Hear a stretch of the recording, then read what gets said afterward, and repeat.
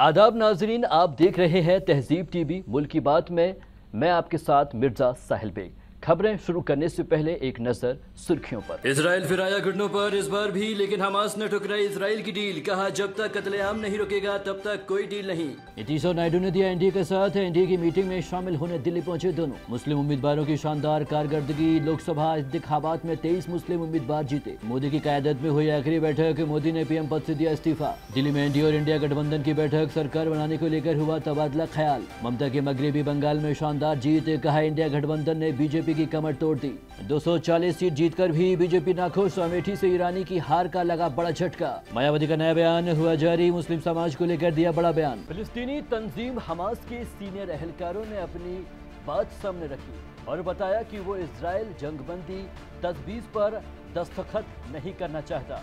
आपको बता दें कि अमेरिकी सदर जो बाइडेन ने पिछले हफ्ते हमास के सामने जंगबंदी का तजवीज़ रखी थी, जिस पर हमास का जवाब आया है। फिलिस्तीनी ग्रुप हमास ने कहा कि जब तक इजराइल गाजा में अस्थायी जंगबंदी और गाजा में अपनी सभी फौजियों की वापसी का वादा नहीं करता, तब तक हमास किसी भी समझौते की डील नहीं करेगा। हमास के अफसरान ओसामा हमदान ने मंगल को एक टीवी प्रेस कॉन्फ्रेंस में कहा, हम ऐसे किसी समझौते पर दस्तखत नहीं करेंगे जो गाजा में मुस्तकिल जंगबंदी और घिरे इलाके से इजरायली फौजों की मुकम्मल वापसी की गारंटी नहीं देता हो। अमेरिका और मिस्र के साथ बातचीत में सालसी का किरदार निभा रहे कतर ने भी इजराइल से साफ रुख अपनाने को कहा है। आपको बता दें कि अमेरिकी सदर जो बाइडेन ने व्हाइट हाउस की प्रेस कॉन्फ्रेंस के बीच में इजराइल के जरिए जंगबंदी की पेशकश रखी थी, जिसके जरिए गाजा में 6 हफ्ते की जंगबंदी, बंधकों की रिहाई और इजरायली सेना की वापसी की पेशकश रखी थी। हमास ने कहा, हमने सालिसों से कहा है कि वे इजराइल से साफ तौर पर साथ आने के लिए कहें। उन्होंने कहा है कि इजराइल सिर्फ पहला कदम चाहता है जिसके जरिए से वो अपने बंधकों को वापस ले लेगा। हमने सालिसों से कहा है कि अगर इजराइल बाइडेन की पेशकश पर आगे बढ़ना चाहता है तो वो आगे बढ़कर समझौता करने को तैयार है। इस फैसले में जंगबंदी भी शामिल है। जब इजरायली फौज गाजा के सभी आबादी वाले इलाकों से हट जाएगी और कुछ कैदियों को, जिनमें बुजुर्ग और ख्वातीन शामिल हैं, उनको रिहा कर देगी तो हम तैयार हैं। उन्होंने मजीद कहा है कि हमने सालिसों से कहा कि वे फौरी जंगबंदी की पेशकश रखें। इस पर यूनाइटेड नेशंस ने कहा है कि वो उम्मीद करते हैं कि इस पेशकश पर दोनों जानिब से नजर सानी की जाएगी। इस साल के लोकसभा इंतखाबात जितने दिलचस्प रहे हैं उतने शायद कभी पहले ना रहे हों।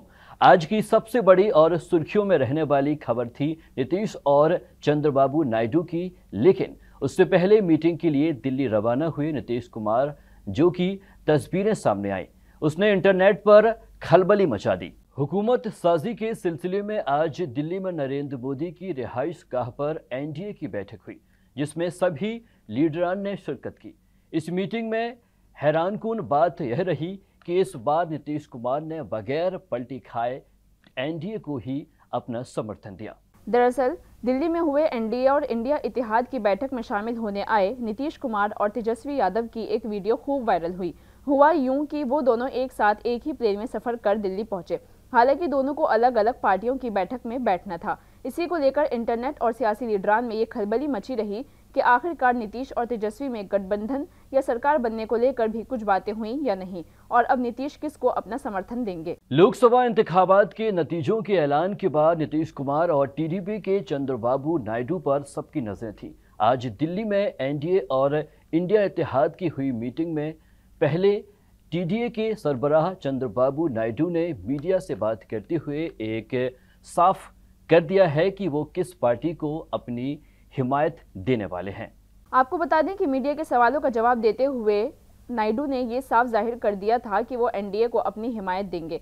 साथ ही दिल्ली के लिए रवाना होने से पहले भी वो ये कहते हुए नजर आए कि वो दिल्ली एनडीए की बैठक में जा रहे हैं। जराये के मुताबिक चंद्रबाबू नायडू ने बीजेपी के सामने एक बड़ी शर्त रखी है। बताया जा रहा है कि नायडू ने समर्थन देने के लिए बीजेपी से स्पीकर पद की डिमांड की है। इतना ही नहीं, इसके साथ ही नायडू ने काबीना वजीर के ओहदे की भी डिमांड रख दी है। यूपी में लोकसभा इंतखाबात के नताइज में मायूस सुकून कारकर्दगी के बीच भारतीय जनता पार्टी को कैराना लोकसभा सीट से भी हाथ धोना पड़ गया है।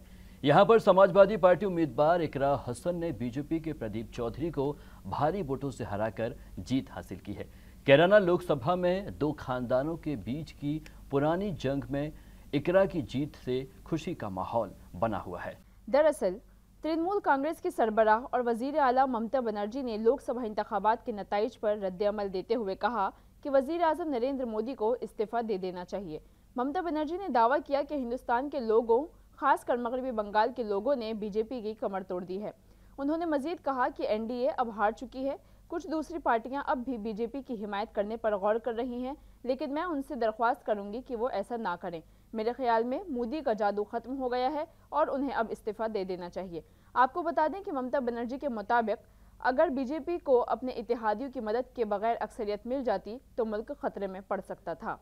आपको बता दें कि इकरा हसन लोकसभा इंतखाबात में जीतने वाली वाहिद मुस्लिम खातून हैं।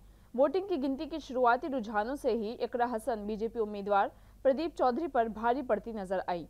उन्होंने 5,28,013 वोट हासिल किए और बीजेपी उम्मीदवार प्रदीप चौधरी को 69,116 वोट से करारी शिकस्त दी।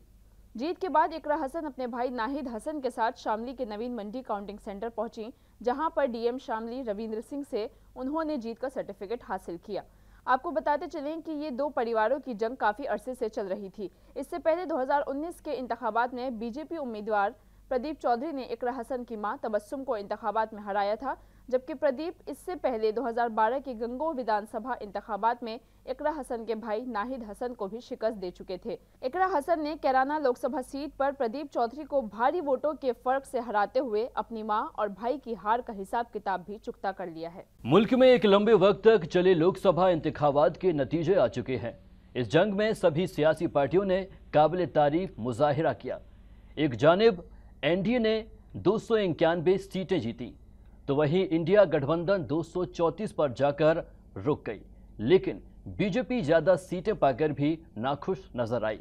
ऐसा क्या हुआ और क्यों हुआ, आइए जानते हैं। आपको बता दें कि 19वीं लोकसभा इंतखाबात में 50 में से 19 मरकजी वजीर हार गए हैं, जिनमें स्मृति ईरानी की हार बीजेपी के लिए बहुत बड़ी हार साबित हुई है। आपको बताते चलें कि इन हारने वालों में union minister of state for electronics and information technology Rajeev Chandrasekhar, union minister of state for home affairs Ajay Mishra Teni, minister of state for education Subhash Sarkar, union tribal affairs minister Arjun Munda, minister of state for agriculture and farmers welfare Kailash Chaudhary, minister of state for information and broadcasting L Murugan, minister of home affairs and ministry of youth affairs and sports Nitish Paramanik, union minister of state for fisheries animal husbandry Sanjeev Balyan, union minister of state for ministry of chemicals and fertilisers Bhagwanth Khuba, minister of state for housing and urban affairs Kaushal Kishore, minister of heavy industries Mahendra Nath Pandey, union minister of state in the ministry of Panchayati Raj Kapil Patil, union minister of state for railways coals and mines Rao Saheb Danve, minister of state for tribal affairs Bharti Pawar, minister of state for consumer affairs food and public distribution Sadhvi Niranjan Jyoti, minister of power R K Singh और union minister of state for external affairs V Muraleedharan के नाम शामिल हैं। लेकिन इस हार में अमेठी से खड़ी हुई ministry of minority affairs Smriti Irani की हार बीजेपी के लिए सबसे बड़ी शिकस्त थी। स्मृति ईरानी, जिन्होंने 2019 में राहुल गांधी को हराया था, उन्हें कांग्रेस उम्मीदवार किशोरी लाल शर्मा ने 1,67,196 वोटों के फर्क से हराया है। इस शिकस्त ने अमेठी में एक दौर का खात्मा कर दिया है। इसी कड़ी में दूसरा बड़ा नाम आता है लखीमपुर खेरी से खड़े हुए अजय मिश्रा टेनी का, जिन्हें समाजवादी पार्टी के उत्कर्ष वर्मा ने 34,000 वोटों से हरा दिया है। आपको बताते चलें कि अजय के बेटे आशीष टेनी पर लखीमपुर खेरी में एहतजाज कर रहे किसानों पर गाड़ी से कुचलने का इल्जाम था और इस हादसे में 8 किसानों की मौत भी हो गई थी। वहीं तमिलनाडु के नीलगिरी से खड़े हुए एल मुरुगन डीएमके के ए राजा के हाथों 2,40,585 लाख वोटों से हारे हैं। आपको बताते चलें कि इन पर भी 21 क्रिमिनल केसेस दर्ज हैं और इस कड़ी में आने वाले आखिरी 2 बड़े नाम हैं वी मुरलीधरन और राजीव चंद्रशेखर के। वी मुरलीधरन को केरल के अटिंगल से कुछ हजार वोटों के अंतर से कांग्रेस के अंदूर प्रकाश के हाथों हार मिली है, तो वहीं केरल के तिरुवनंतपुरम से खड़े हुए राजीव चंद्रशेखर को कांग्रेस के शशि थरूर ने 16,000 से ज्यादा वोटों से हराया है। मोदी हुकूमत का दूसरा दौर भी खत्म हुआ।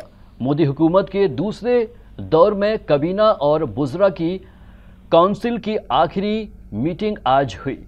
काबीना की मीटिंग में मौजूद लोकसभा को भंग करने की सिफारिश की गई और इसी के साथ मोदी ने भी अपने वजीर आजम की कुर्सी से इस्तीफा दे दिया। आपको बता दें कि मौजूदा हुकूमत की मुद्दत 16 जून को खत्म हो रही है और आज उससे कबल यूनियन मिनिस्टर्स की आखिरी मीटिंग अमल में आई। वजीर आजम नरेंद्र मोदी ने इस मीटिंग की क़यादत की। मीटिंग के बाद वजीर आजम नरेंद्र मोदी राष्ट्रपति भवन पहुंचे और लोकसभा को तहलील करने की सिफारिश करते हुए सदर जमहूरियत द्रौपदी मुर्मू को अपने और दीगर वज़रा के इस्तीफे पेश कर दिए, जिसे सदर जमहूरियत द्रौपदी मुर्मू ने कबूल भी किया। साथ ही सदर जमहूरियत द्रौपदी मुर्मू ने नरेंद्र मोदी से भी अपील की कि वो अगली हुकूमत की तश्कील तक कायम मकाम वजीर आजम के तौर पर जिम्मेदारियां संभालें। आपको बताते चलें कि रिपोर्ट्स के मुताबिक 7 जून को पार्लिमानी पार्टी का इजलास होगा और नई हुकूमत की तकरीब हलफ बर्दारी अगले रोज यानी 8 जून को हो सकती है। यूपी में समाजवादी पार्टी ने जो जीत के परचम गाड़े हैं उसने बीजेपी की नींद उड़ा दी है। यूपी जो काफी अरसे से बीजेपी का गढ़ रहा है और जहां की जमीन पर बीजेपी ने राम मंदिर की तामीर कर अपने जीतने का बंदोबस्त किया था, वहीं उसी जमीन और उसी जगह को समाजवादी पार्टी ने बीजेपी को धूल चटा दी है। उत्तर प्रदेश में समाजवादी पार्टी की क़यादत में इंडिया गठबंधन ने जबरदस्त कारकर्दगी का मुजाहिरा किया। कमाल के नतीजों के साथ यूपी में इंडिया गठबंधन ने 80 में से 43 सीटें जीत ली हैं। इंतखाबी नताइज के ऐलान के बाद समाजवादी पार्टी के सदर अखिलेश यादव ने बयान जारी किया। अखिलेश यादव ने कहा कि ये उस दलित बहुजन अकीदे की जीत है जिसने अपने पसमानदा अक़लियतों, कबायलियों, आदिवासी और तमाम नजरअंदाज, इस्तेहसाल ज़दा और मजलूम तबकों के साथ मिलकर ये जिम्मेदारी अपने कंधों पर उठाई है। उस आइन को बचाने के लिए हम कंधे से कंधा मिलाकर लड़े हैं जो बराबरी, इज्जत, बावकार जिंदगी और रिजर्वेशन का हक देता है। आपको बता दें कि उत्तर प्रदेश में मरकजी सरकार के 7 वजीर भी इंतखाबात हार गए हैं, जिनमें स्मृति ईरानी भी शामिल हैं। रियासत में काउंटिंग की शुरुआत होने के 2 घंटे के बाद ही ये साफ हो गया था कि सपा और कांग्रेस का जो इत्तेहाद है वो भाजपा यानी कि बीजेपी को कड़ी टक्कर देने जा रहा है और उसके बाद जो उलटफेर देखने को मिला वो बहुत दिलचस्प था। लोकसभा इंतखाबात के आए नतीजों में 0 पर पहुंची बहुजन समाज पार्टी की चीफ मायावती ने इस पर रद्द अमल का इजहार किया है।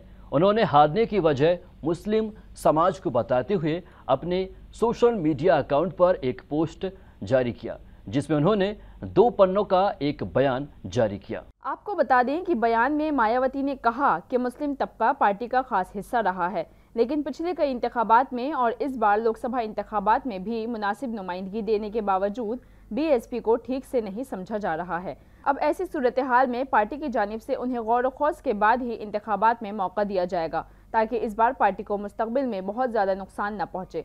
लोकसभा इंतखाबी नताइज पर अपने तवील बयान में मायावती ने पार्टी की शिकस्त का अच्छी तरह से जायजा लेने और बेहतरी के लिए ज़रूरी इक़दाम करने की भी बात की है। मायावती ने कहा कि लोकसभा इंतखाबात का नतीजा जो भी आता है वो अवाम के सामने है और अब उन्हें मुल्क की जमहूरियत, आइन और कौमी मफाद के बारे में सोचना और फैसला करना है। ये इंतखाबी नतीजा उनकी ज़िंदगियों पर क्या असरात मुरतब करेगा और उनका मुस्तकबिल कितना पुरअमन, खुशहाल और महफूज होगा। उन्होंने मजीद कहा कि इस इलेक्शन में मुल्क की नज़रें यूपी पर लगी हुई हैं। यहाँ भी बीएसपी हर सतह पर संजीदगी और गहराई से नताइज का तज्जिया करेगी। पार्टी की तहरीक के मफाद में जो भी ज़रूरी होगा ठोस इक़दाम भी उठाए जाएंगे। लोकसभा इंतखाबात में मगरबी बंगाल की सीएम और तृणमूल कांग्रेस की सरबराह ममता बनर्जी को एक बड़ी जीत मिली है। मगरबी बंगाल में उनकी पार्टी ने शानदार कारकर्दगी का मुजाहिरा करते हुए रियासत की 42 सीटों में से 29 सीटें जीतकर कमाल कर दिया है। वहीं इसके बाद ममता बनर्जी ने एक बयान देते हुए मोदी से इस्तीफा देने का मुतालबा किया है। तृणमूल कांग्रेस की सरबराह और वजीर आला ममता बनर्जी ने लोकसभा इंतखाबात के नताइज पर रद्द-ए-अमल देते हुए कहा कि वजीर आजम नरेंद्र मोदी को इस्तीफा दे देना चाहिए। ममता बनर्जी ने दावा किया कि हिंदुस्तान के लोगों, खासकर मगरबी बंगाल के लोगों ने बीजेपी की कमर तोड़ दी है। उन्होंने मजीद कहा कि एनडीए अब हार चुकी है। कुछ दूसरी पार्टियां अब भी बीजेपी की हिमायत करने पर गौर कर रही हैं, लेकिन मैं उनसे दरख्वास्त करूंगी कि वो ऐसा ना करें। मेरे ख्याल में मोदी का जादू खत्म हो गया है और उन्हें अब इस्तीफा दे देना चाहिए। आपको बता दें कि ममता बनर्जी के मुताबिक अगर बीजेपी को अपने इत्तेहादियों की मदद के बगैर अक्सरियत मिल जाती तो मुल्क खतरे में पड़ सकता था। नाजरीन, मुल्क की बात में आज बस इतना ही। मुझे दीजिए इजाजत। आदाब।